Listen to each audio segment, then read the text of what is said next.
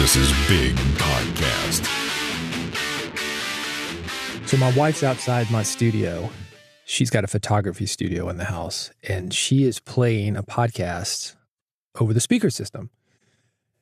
Great host. If I named the podcast, you would know it. It was with a major production company. And I hadn't heard it for a while. Recognized the host. Hey, is that what you're listening to? She says, yes.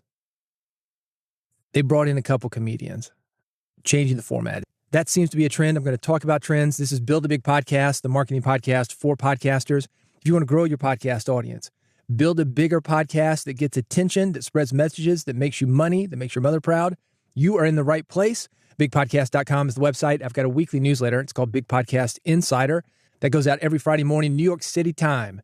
If you want it, it's at newsletter.bigpodcast.com. That's where all the links are to everything that I'm talking about. And here's what's in this issue. The best podcast format? That's a question. The harsh reality of podcasting. Podcasting skews younger. 25 rules for running a great podcast. Isotope has a new product. You can get it free. Let's talk about release deadlines. Also some classified ads, things that will help you to grow your podcast audience, get more attention for your podcast, get more sponsorship dollars for your podcast, the things that this podcast is about. This episode of Build a Big Podcast is brought to you by Riverside.fm, a virtual studio that makes recording and editing at the highest quality possible, accessible to anyone. You're going to look and sound your best. That's because Riverside records you and your guests locally, bypassing poor or unstable internet connections, giving you studio quality audio and video. Lightning fast editing if you're doing video, up to 4K video resolution, instant transcriptions with 99% accuracy. Here's another thing. You can edit audio and video just like editing a text document. It's a great way to get rid of bulk. If you've got one of those comedians on your podcast, he's like, blah, blah, blah, blah, blah, thinks he's so funny. It's not funny. Remove the paragraph, boom. When you're going back to do the fine edits with your ears, you don't have to listen to that again. This is what I recommend. Go get a free account at Riverside.fm. They're going to give you a couple of hours for free. You can try it. All these tools that I'm talking about, try them. You get full carte blanche access to it. See what you think about it. Use it for an interview, maybe two. If you want to keep it, this is the discount code. Big Podcast, BIGPODCAST. That's going to get you 15% off. The free account, 2 hours free. Riverside.fm if you want to keep it and get 15% off. Big Podcast, that's the code, BIGPODCAST. You know how this works. I go from thing to thing to thing. All those things that I mentioned, they're all about podcasting, so it gets a little bit confusing. And in between each element, you're going to hear this. That's how you know it's time to turn the page. Go to newsletter.bigpodcast.com, get the links, get more information. That's how you know that I'm moving to the next thing. Ready? Here we go. The best podcast format? Interview format podcast. They've got a lot of advantages. They've also got a lot of disadvantages. For example, not all guests are created equal. Scheduling guests can be difficult at times. Sometimes the guests that you are talking to show up on a tin can and a string, maybe a speakerphone from the middle of a Starbucks. They sound awful. I think this is why so many people who like a second voice, which is what a guest gives you, they're moving to a co-hosted format. I mentioned this podcast at the beginning of the episode. They're bringing in comedians. It livens things up a bit. A couple of episodes ago, this podcast, I talked with Jim Collison. He's co-host of a few successful podcasts, including Ask the Podcast Coach. We talked about finding a co-host, partnership agreements, how to come up with guest segments, reputation management. Because your co-host does something stupid, well, you kind of get dragged in there. You can listen to it on the feed, bigpodcast.com/subscribe. That'll get you set up. You can listen to it at newsletter.bigpodcast.com. I mentioned this because it was such a powerful episode, about an hour long. You don't have to listen to it all at once. But if you're thinking of moving away from being dependent on guests and you like a second voice, you don't want to do a monologue, this may be an opportunity for you. I want you to consider it. Go to podcast.bigpodcast.com. When you subscribe, you're going to get it, bigpodcast.com/subscribe. If you are doing one of these co-hosted podcasts, I want to know about it. I'm looking for examples to feature in my new book. You can reach out to me via Mastodon, Blue Sky, or Threads. Let me know what you're doing. And you can get those links at newsletter.bigpodcast.com. This is episode 184. The harsh reality of podcasting. Everything here is in the title. And the title is, if you're asking how to get more people to listen to what you make now, you are probably going to fail. This is something that I run into all the time with people who work with me in Big Podcast AMP, the audio monetization program, with companies who want me to produce their podcast. We want to think that what we are doing now is perfect. It's just a matter of getting people to hear it. And there's some truth to that. It's tough to stand out in a crowded marketplace. The internet, crazy, a lot of noise. But one of the things that you have to look at if you want more listeners is that what you are doing now may not be working. We don't like to admit this. We're very close to our work. We think we've got the one true religion. And we want to do what we want to do because we're right. We have found the way. And we are right for ourselves. But when it comes to reaching new people, we're going to have an easier job if we focus on making what they're interested in, not finding a way to convince them to listen to what we make now. You are not in the convincing business. If you are having to convince people to listen to your podcast, maybe it's you. More thoughts on this, newsletter.bigpodcast.com. This is episode number 184. Podcasting skews younger. This isn't anything you haven't heard before, figured out for yourself, but I think it's a great jumping off point to also mention that as a podcaster, you're a lot different than the average person. Most people aren't as familiar with podcasting as you are. You might have been doing it like me, 20 years? Of course you should know about podcasting now. No. A lot of people don't. What is that on YouTube? This is why we have to differentiate what a podcast is and what a YouTube video is. If you're on YouTube, by all means, be there and tell people it's on YouTube. Oh, okay. I know YouTube. But if you're on a podcast and you're not on YouTube, you got to let them know how to get a podcast. And a lot of people don't. If we want more listeners, we need to make it as easy as possible for them to listen. And for older listeners, that's older than me, this is what that means. It means make it easy with a simple podcast subscription page. I've got one that you can steal at newsletter.bigpodcast.com. Take the HTML code from mine, switch it over to yours. Again, you can see this at newsletter.bigpodcast.com. This is episode 184. The other thing that you want is you want to have a web player that is on a domain that is easy for people to remember and spell. My domain, for example, Big Podcast. Do you know how to spell it? Yeah. Funny story. I ran into a dude, and he was a trademark lawyer or some kind of IP attorney. And he says, man, you might want to add an extra G to it. That way you can trademark it. Okay, Big Podcast, BIGG podcast. Had I done that, I would have to say that every single time I told you to go to bigpodcast.com. I would have to explain it every time I mentioned the name of the company. I get what he was saying, but when it comes to people remembering you, or when it comes to you getting traffic, you want to have the standardized spelling. Don't make up new words. Don't make up new spellings of old words. When I say the name Anna, how do you spell it? A-N-N-A or A-N-A? If that's your name, Anna Smith, it's good for you to have both. Make it as easy and as foolproof as you can for people to get to where you are. Most people who are watching broadcast television and listening to broadcast radio, they are only tolerating them. They are there because television and radio are easy to access. And I want you to think about those people for a minute. Remember that television host that everybody loved? That one who got fired? What was his name? It doesn't matter. Because there's some new guy who took his slot that everybody's watching now, because watching the slot is easier than figuring out where the old guy went and how to access his new show. We'll see these guys on networks that get canned.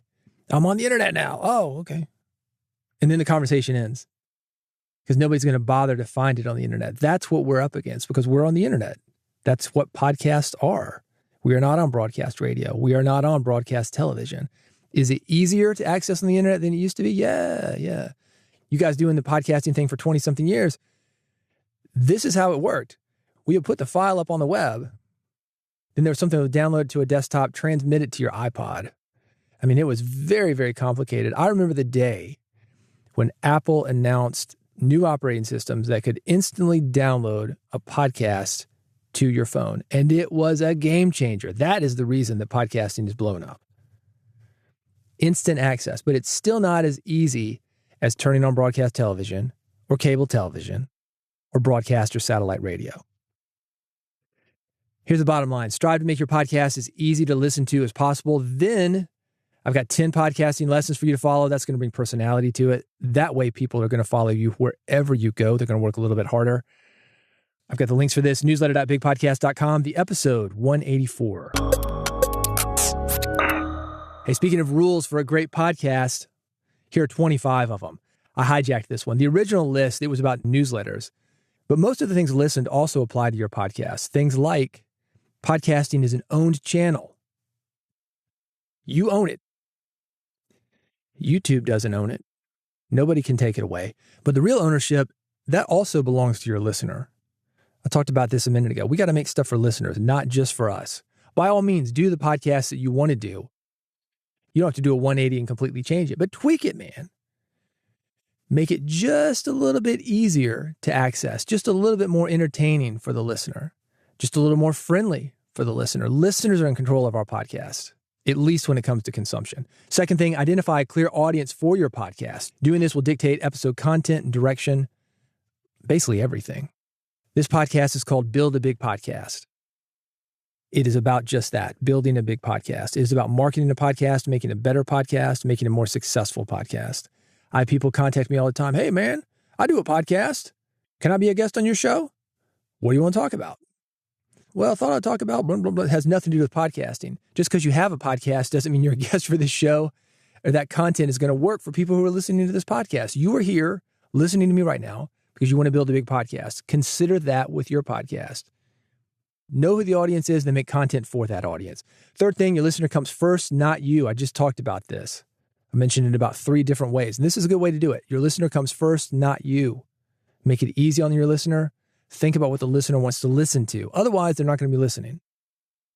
If you want to do a podcast like I do called The Sausage Factory, and this is a practice podcast for me. Every single day I get behind the mic and I read, I improvise, and I think on my feet. It's just a practice podcast. There are no edits, but it makes me a better host. It's not meant to listen to. It's meant for me to do. If you want to do a podcast like that, by all means.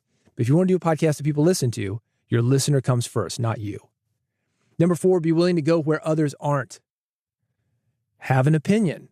That's one way to do it. Edit your podcast. Care about audio quality. Bringing personality to your podcast. Going a step beyond what others in your niche are doing. That is going to make your podcast stand out. There are other podcasts about podcasting. You may listen to them. You probably do. I mentioned one at the very beginning of this episode. Ask the Podcast Coach, Dave Jackson and Jim Cullison. Great. People who listen to them also listen to me. They're not competition to me. But at the same time, you've only got a limited amount of time. I want to make my podcast sound as good as it can. I want to edit it. I want it to be focused on podcasters. Consider that for your podcast. 5, make your choice, hyperscale or hyper niche. If you want to go big, go wide. Sex, drugs, rock and roll. I don't know what wide is. I more or less work in niche markets. My radio show, Music Business Radio, it is for people in the music business. That is it. Originally, we were talking to sponsors like Coca-Cola, Ford. We're going to go big. What we ended up doing, instead of going wide like that, just doing celebrity interviews, for example, we went narrow. It is even more about the business than it used to be. It is about publishing. It is about distribution. It is about how to get your first record deal. It is about selling 1 million records. Not the sexy stuff, but the down and dirty, nitty-gritty stuff. Hyperscale or hyper niche, your choice, but you can't have both. I've got more thoughts on all of these at newsletter.bigpodcast.com. Also, the original list, I mentioned 5 of these things. There are 25 rules for running a great podcast. You're going to like this. It's at newsletter.bigpodcast.com, episode number 184. Isotope Neutron Elements. You can get it for free. Are you doing custom music mixes for your podcast? If you are, you're going to find this tool very helpful. Isotope Neutron Elements. That's what it's called. The new edition just came out. They're giving it away for free. I mentioned this 3 issues ago, issue number 181. Isotope just updated its RX line of software, and it is a great tool for spoken word audio, such as podcast. I'm using it on this podcast. If you're just getting started with audio plugins, that is where I would start, Isotope RX. But Isotope Neutron Elements, if you're doing anything with music mixes, take a look. You can get it for free right now. I've got the link at newsletter.bigpodcast.com. This is issue number 184. Let's talk about release deadlines. I appreciate all the hosts, the producers, the editors who do what it takes to get an episode out on time. Consistency, timeliness, those things are important, especially to listeners. And if you have both of those things, that will help your podcast grow. But if you are finding yourself in a constant struggle to get episodes out on time, you may want to consider changing up your production process or the schedule. Maybe you bit off more than you can chew. Maybe you're too busy right now. That's okay. You are a human. It happens. Your listeners are human. They will understand. But you got to keep them informed. My experience, and the experience of others that I've talked to this about, is that listeners are willing to wait for quality content, and they'd rather wait than have you do something that harms yourself or makes you unable to release anything. Listeners want you in this for the long haul. They feel like they know you. Parasocial relationships, man. You are their family, and they will wait until you are okay to put out your episodes. Take care of yourself and make your podcast work for you in order to reach people and consistently reach people. Daily, maybe it's too much. A couple times a week, maybe weekly. You be the judge of that. I'd love to hear your thoughts on it. I've got all the ways for you to contact me at newsletter.bigpodcast.com. Classified ads, these are things that will help you to grow your podcast, get more people to your podcast, make a podcast that people care about.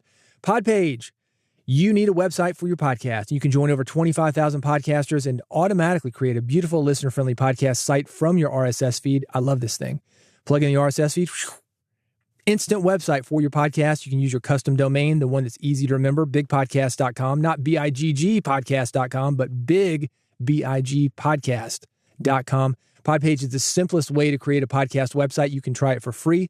I've got a special link for you, newsletter.bigpodcast.com. This is issue number 184. Cast Magic, automated episode notes. 35,000 podcasters have used Cast Magic to automate episode notes, highlight clips, podcast summaries, blog posts, social media posts, and newsletters. You can upload podcast audio and Cast Magic does the rest. I love it. You can try it for free. I've got a special link for you at newsletter.bigpodcast.com.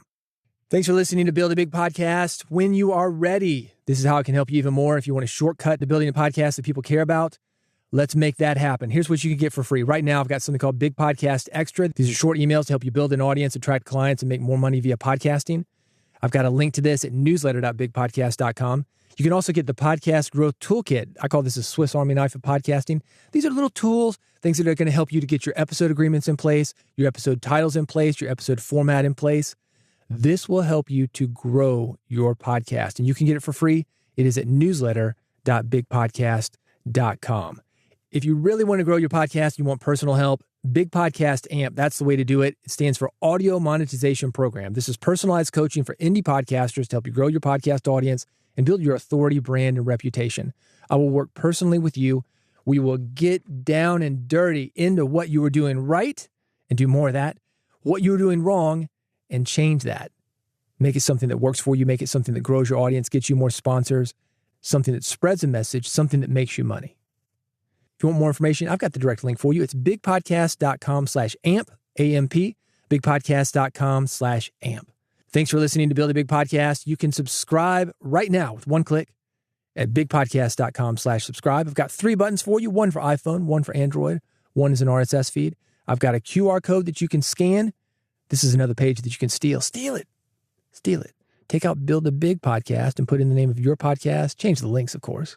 But feel free to swipe the copy, the design, the graphics. Do it. Bigpodcast.com/subscribe. That's the page. Go there right now to subscribe before you forget. And I'll see you on the next episode of Build a Big Podcast.